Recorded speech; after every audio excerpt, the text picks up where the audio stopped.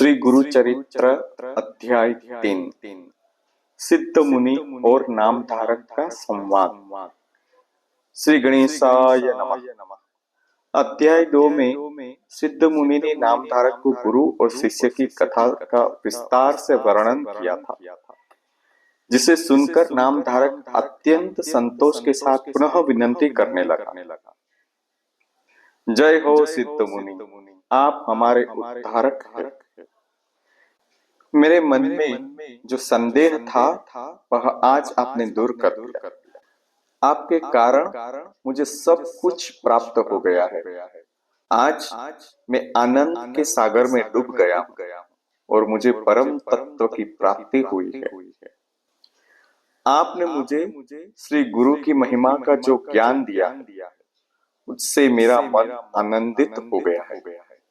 नामधारक ने सिद्ध मुनि के चरणों में गिरकर पूछा, स्वामी, आपका निवास कहाँ है?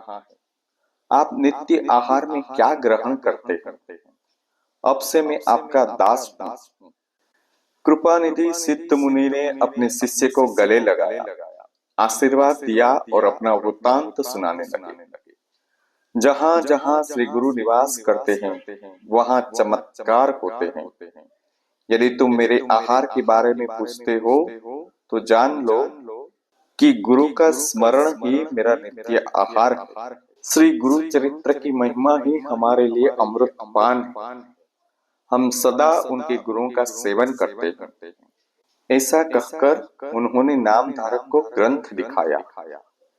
भक्ति, मुक्ति और परमार्थ, मन में जो भी इच्छा हो, श्री गुरु चरित्र के श्रवण से वह तुरंत सिद्ध हो जाती है। भगवान विष्णु के अवतारों की कथा।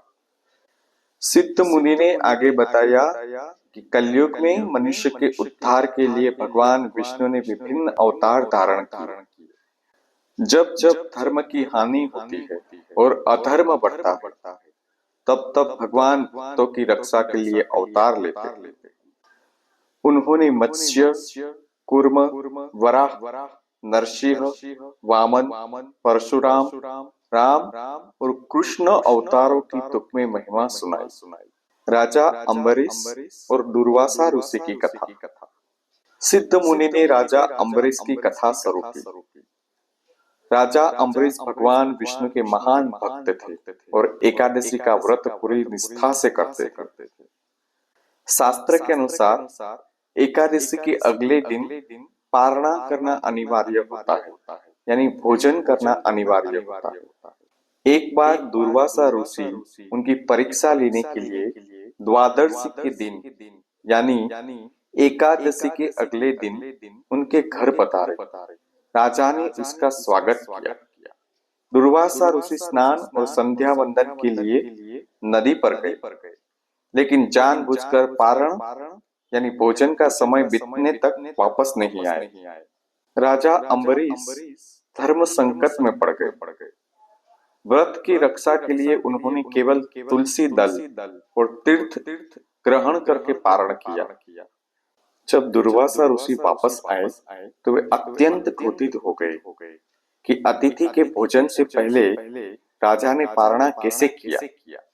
क्रोध में आकर दुर्वासा ने राजा अम्बरीश को श्राप दिया कि उन्हें विभिन्न योनियों में बार बार जन्म लेना पड़ेगा।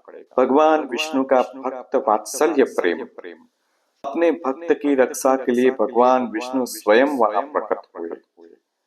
भगवान ने दुर्वासा ऋषि से कहा, ऋषि वर्य, आपने मेरे भक्त को श्राप दिया है, लेकिन उसका रक्षण करना मेरा कर्तव्य है।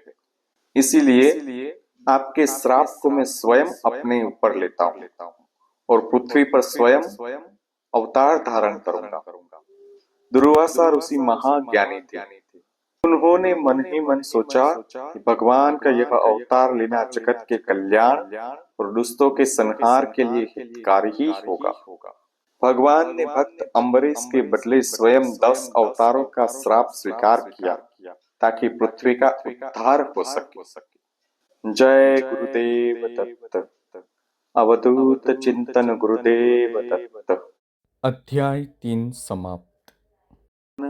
श्री गुरुदेव दत्त अवधूत चिंतन श्री गुरुदेव दत्त अवधूत चिंतन श्री गुरुदेव दत्त अवधूत चिंतन श्री गुरुदेव दत्त अवधूत चिंतन श्री गुरुदेव दत्त अवधूत चिंतन श्री गुरुदेव दत्त अवधूत चिंतन श्री गुरुदेव दत्त अवधूत चिंतन श्री गुरुदेव दत्त